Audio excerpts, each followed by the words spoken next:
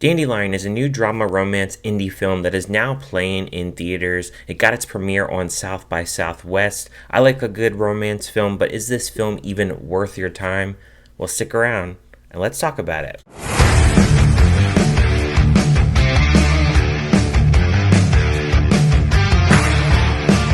Dandelion follows a singer-songwriter in a downward spiral as she takes a last-effort gig at a motorcycle rally in South Dakota where she meets Casey, a guitarist who walked away from his dream long ago. The film stars Thomas Doherty, KiKi Layne, and Melanie Nicholls-King, and was directed by Nicole Riegel, and I've never seen any of her previous works. Dandelion. Now, I saw a trailer for this film one time, and when I watched the trailer, I was thinking to myself, okay, I can relate to this. You know, this is a struggling musician. I used to be in bands myself. Particularly, I was in an acoustic band at one point. So I really thought from seeing this trailer and having the romance angle, I was like, okay, I'm intrigued enough. I wouldn't say that I'm overly overjoyed to go check this movie out, but I went to go see Twisters at a later showing, and I needed another movie to actually pair with that. So this is one of the earlier showings. So I was like, you know what? I'll go ahead and give it a chance. You have this girl played by KiKi Layne. Her name is Dandelion in this situation, and she is a struggling musician. She plays acoustic guitar. She plays at an upscale bar, and every time she plays, even though she's playing on different sets of nights as a job, a lot of the people are not paying attention to her. They're on their cell phones, and they really don't take in her artistry as a whole. So she gets frustrated one night, and she ends up leaving early. She goes home. We see her mother, who is hooked up to an oxygen machine. She has some type of illness. We don't know exactly what she has, but she's not being responsible. We actually see her smoking cigarettes. She actually gets fed up with that, and she ends up leaving, and she goes to take up this gig in South Dakota in which a motorcycle rally is happening, and she goes in her car, packs up, leaves with no notice whatsoever, and decides to take a chance to go take this gig. When she gets there at this gig, she really gets made fun of. Her guitar case gets stolen, and before she knows it, she is chasing after this guy trying to get this guitar case back, and she meets this guy named Casey, who brings her guitar case back, and they start to hit it off. They start to really write music together, and they really start to share stories about their families and just certain things that is really going on in their lives. The cinematography here is absolutely gorgeous. It was filmed partially in Covington, Kentucky, and the rest was filmed in South Dakota, specifically in national parks. And I love that whole setting because it's very secluded. It has a very tipped in type of way of getting into nature and just having a good romantic setting. You have these two here really bonding over music, which a lot of this music is acoustic music, very chill music, writing melodies together, writing hooks, really trying to capture in the audience, obviously, with their music writing style, which is great to see. I can always appreciate that. It's very tough to be a musician, really stand out above the rest. So just seeing this dream of this girl, how she's trying to put it together, and she's secluded out in the middle of nowhere. They have this big gig that they're preparing for, and they're writing all this music, though they do have some adversity within the couple, in which we do find out a secret about Casey's character, which I was taken back a little bit because I really wasn't expecting that, and they kind of gloss over it at first, but they do wrap it up later in the film, which I will talk about later in a spoiler territory type of deal, because I really didn't like this movie that much, mainly because Thomas Doherty's character here, a lot of times I really couldn't understand him. I felt like I needed subtitles. He has a very thick accent here. I just didn't really buy his character all that much. I felt like he was a character where when he's bonding with KiKi Layne's character, I felt like there were moments that they had with each other where I felt like, okay, they're kind of connecting. Then there were other times where I just didn't really connect with the characters all that much.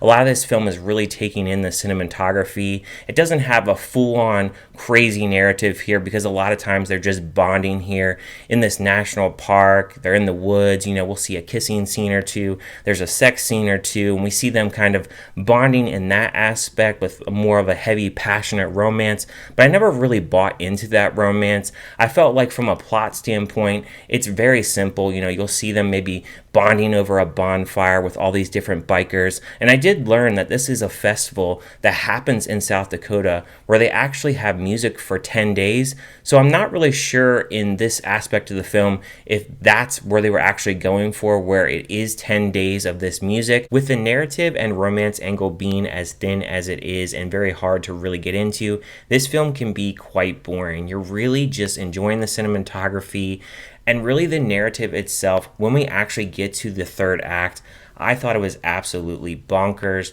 I thought there was some terrible acting involved in that last act, and I felt like when we got back to the point of the last 15 to 20 minutes of the film, which I'm going to elaborate in spoilers, I did not like it whatsoever, and I honestly didn't believe it for a second.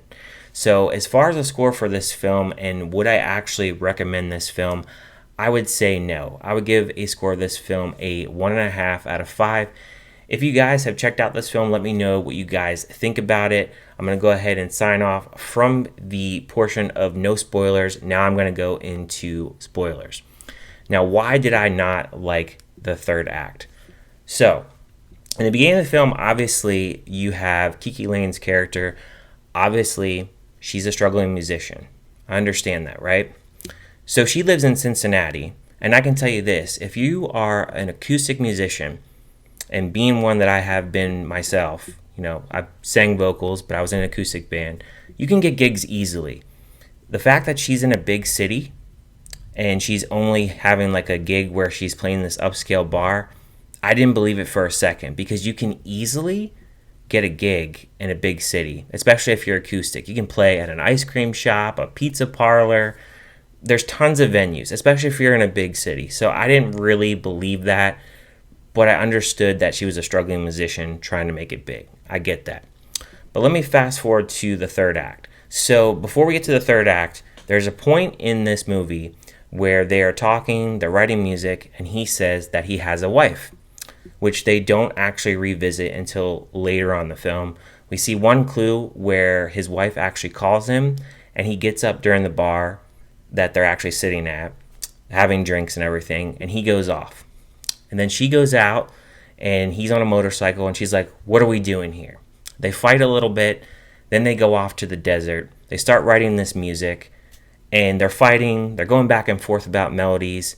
They eventually have a sex scene in which they have the sex scene, and then they're also fighting at the same time. It's kind of like they're going back and forth between like a split screen type deal.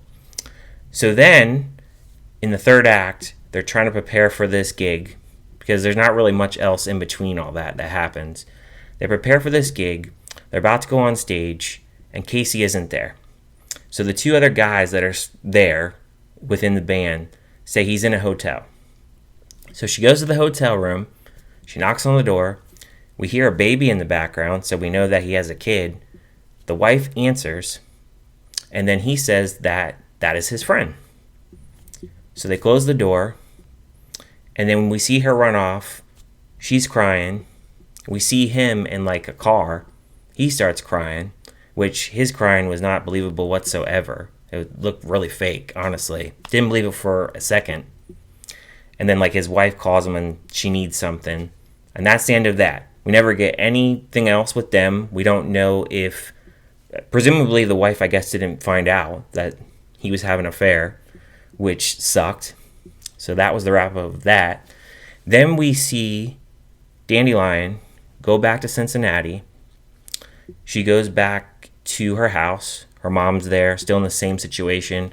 I don't know how many days have passed. Again, I said that this was a 10-day festival.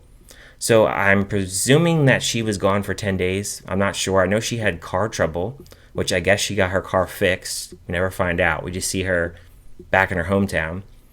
She goes to her normal job, and she's performing. When she performs, she has a bunch of people not listening to her again. So she's in the same situation as the beginning of the film. Somebody's on their phone. She flips out and pretty much just cusses them out, pretty much. And just, tells them off. So then it gets uploaded to like TikTok or social media or something. And I guess she's thrilled with herself on that. She goes to her room and she starts to write music. And we see her just throwing things around, being kind of restless. I think it's kind of weird that when she came back, her mom didn't even ask where she went because she just stormed out of the house and left. She never said anything. They had a fight, and she never asked her questions or anything. If my daughter was gone for that long, I would ask questions. So we never get any of that whatsoever. So when she's in her room and she's writing all this music, throwing things around, it then transitions to her being on stage in which apparently she made it. She's performing with a band. She has everybody cheering for her. It seems like an upscale, like restaurant type deal, again, that she's performing at, but more so on like a nicer stage, because when she performs at the upscale bar that she's performing at, it's just like on a floor, like performing on the floor. She doesn't have like an actual stage. So she's performing on a stage. But I honestly think that she was daydreaming. I don't think that she actually made it big. So that's where the film ends. It just closes right then. So it's pretty much, presumably, what I think is the same situation as she was in the beginning of the film as she was towards the end of the film, which it was kind of hard to really like her character because I felt like she had a big attitude about how she kind of went about her music at points. I think sometimes when you write music and you're performing, you have to perform in the right venue, in the right setting. When she was doing that 4 nights a week, and if she's getting the same results, or people aren't paying attention to her, either A, those people don't appreciate the music and where she's performing, or B, she's not really good enough as far as like writing her lyrics and melodies. And sometimes when you're writing and you go to perform somewhere, it may not be the right audience. So maybe that's what it was, But I felt like she had a really bad attitude. I felt like there was a lot of things, where she was really frustrated, which, again, I understand that, but it was hard to really care about her character. And I just kind of felt that, throughout. And then the fact that, she got with this guy, didn't think the romance was that great, and just the whole thing that kind of wrapped up with him, they just kind of left it open-ended. He was an asshole. He basically used her, which they do mention in the film that I believe he met his wife also doing music. So I don't know if like she was a musician. They never really elaborated on that. So I'm not really sure exactly. So those are my thoughts on this movie. I didn't like it. I can't say I recommend it. It was very disappointing, unfortunately. I definitely wanted to like this film, but it just was not there. So thank you guys for listening and watching. I will talk to you guys on my next review.